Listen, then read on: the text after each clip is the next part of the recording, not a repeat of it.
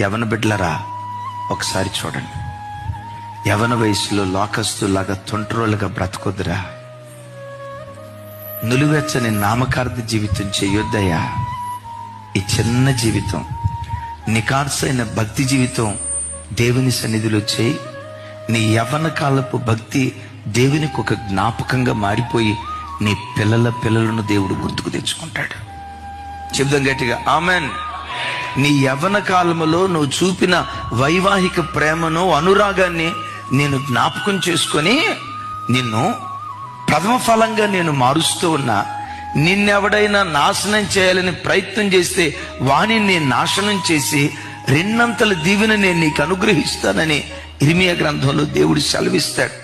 బైబిల్లో ఎక్కడైనా చూడండి, యవన కాలంలో పట్టబడిన బిడ్డలను ప్రపంచాన్ని తలకిందులు చేసేవారిగా దేవుడు మార్చాడు. ఎందుకో తెలుసా?